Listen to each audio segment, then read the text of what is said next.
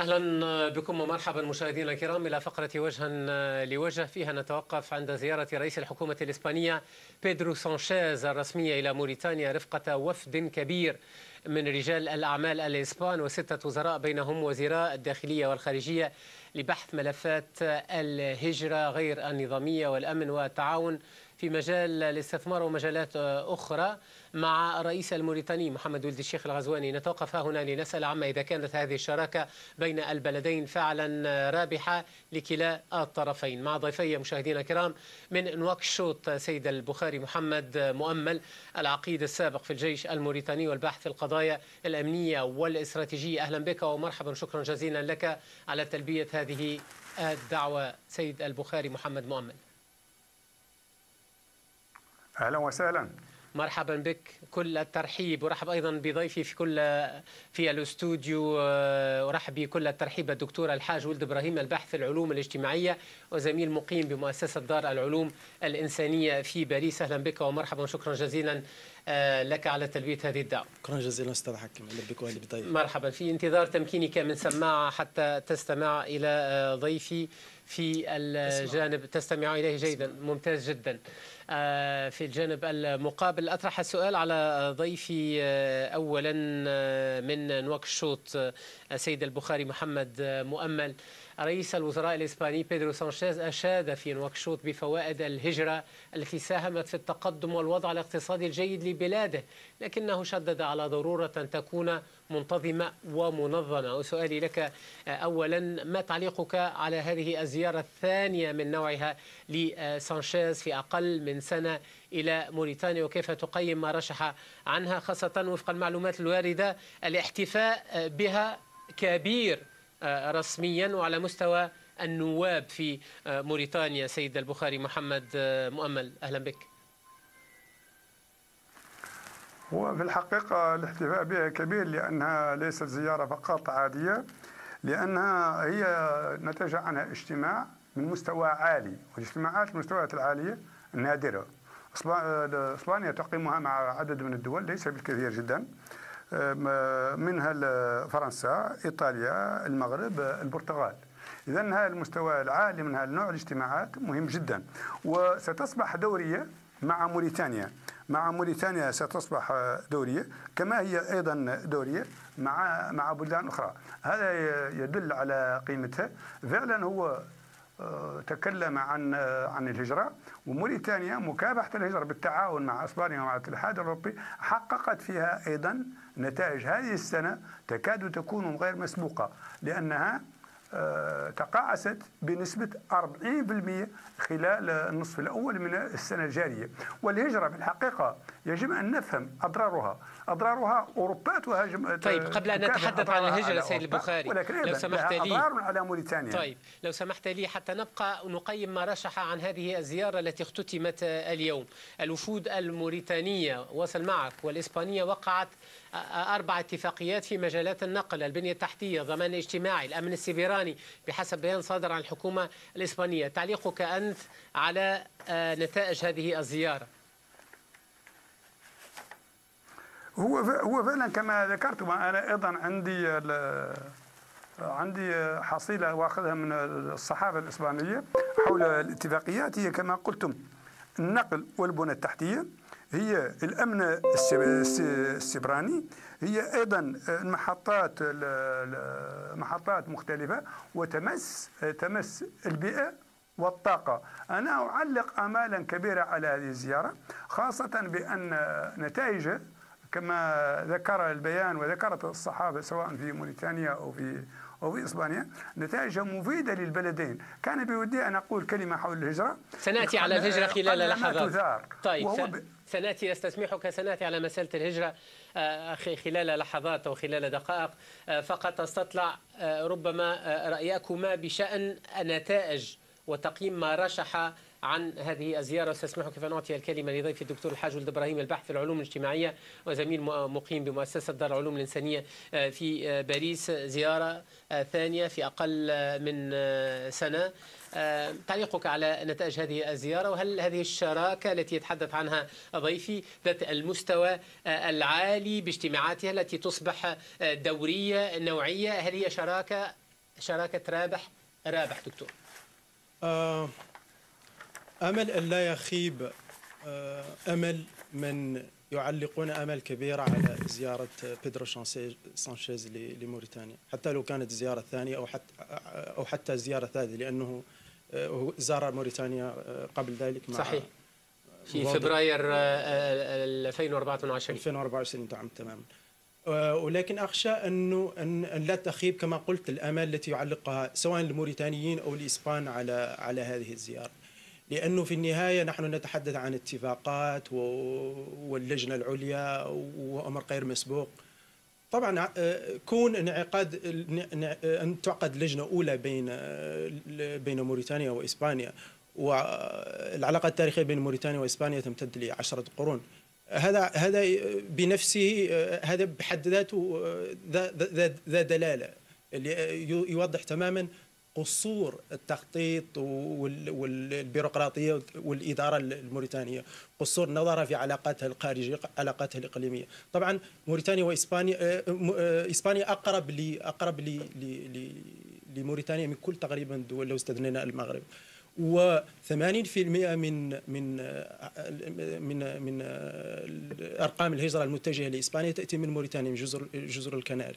لذلك الآمال يجب أن لا أعتقد أنها ستكون كبيرة جدا. نحن نتحدث في النهاية عن اتفاقات، عن شراكات بسياق عام. طبعا هناك إسبانيا تتحدث عن بين إسبانيا والاتحاد الأوروبي نتحدث عن حوالي 500 مليون أورو، 210 ملايين من الاتحاد الأوروبي والبقية من 300 خلال الزيارة الأولى. نعم مجموع المساعدات 522 نعم مجموع المساعدات الناتجة عن الشراكة الأوروبية الإسبانية الموريتانية هي حوالي 500 مليار أورو، ولكن مليون يورو نعم. ولكن ما هي المشاريع التي مثلا ناقشتها هذه اللجنة العليا المشتركة التي انعقدت اليوم. نحن نتحدث عن عموميات، عن 20 شراكة بين 40 شركة، 20 شركة موريتانية و20 شركة إسبانية.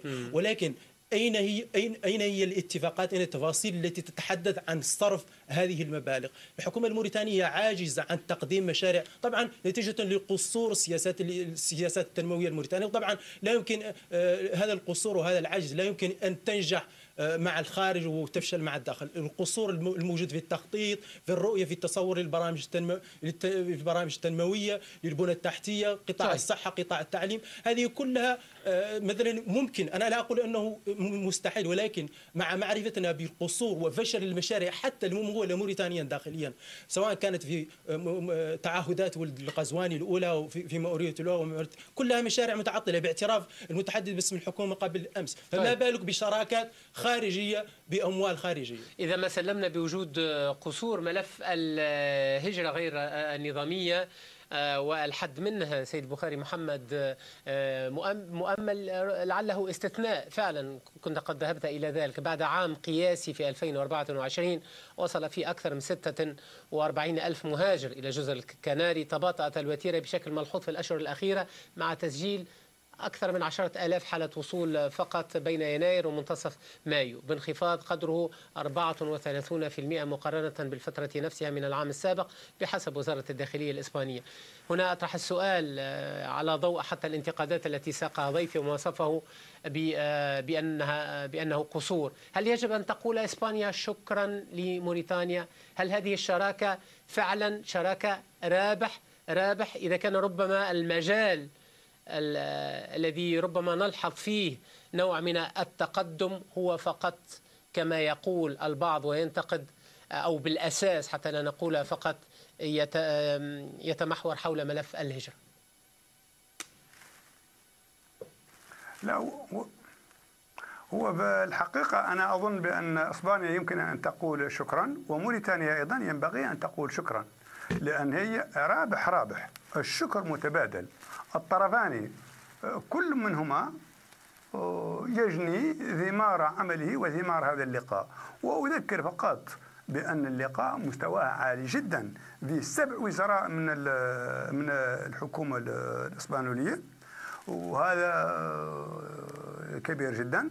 بالإضافة أيضا إلى الاتفاقيات التي ذكرتم، فإن رئيس الوزراء الإسباني أيضا سيشارك، وربما يكون شارك فيها اليوم، اجتماع للأعمال مع رجال الأعمال.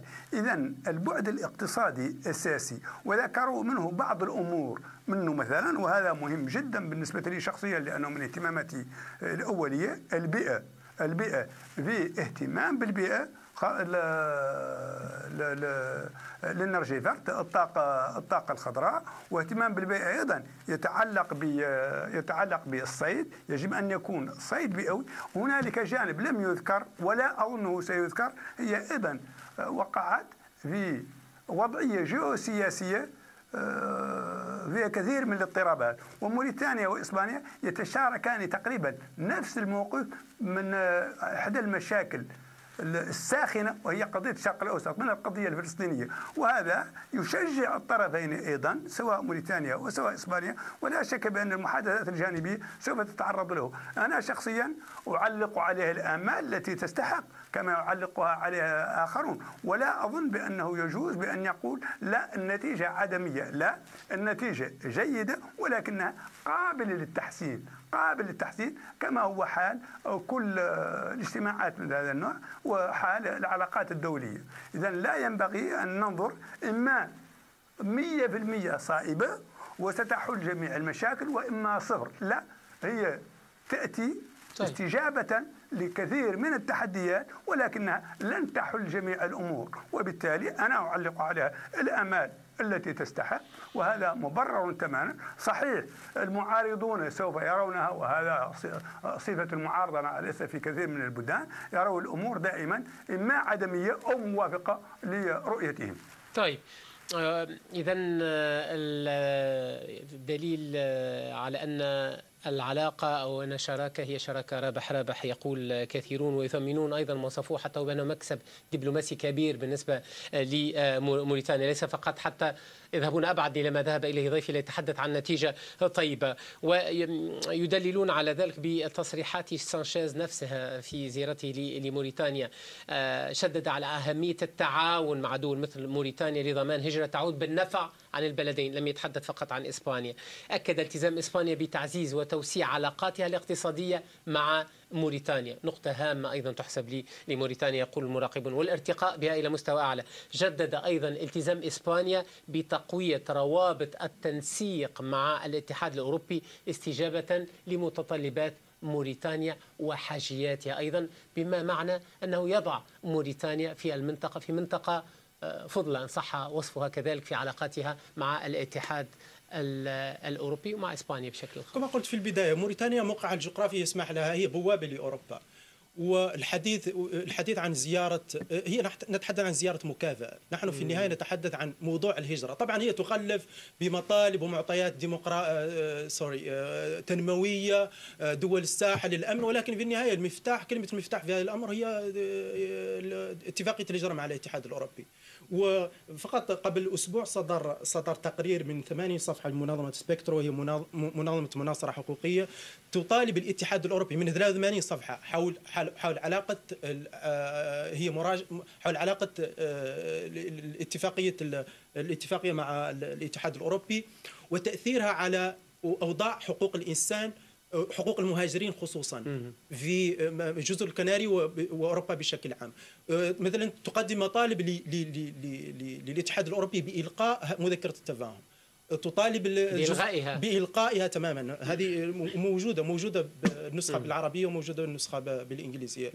وتطالب الاتحاد الأوروبي بإلقاء مذكرة التفاهم نتيجة لتركيز هذه بعيد جدا عن قضايا الأمن وعن قضايا التنمية التي هي قضايا مثلا ملحة وهي دائما على الطاولة، ليست قضايا طارئة.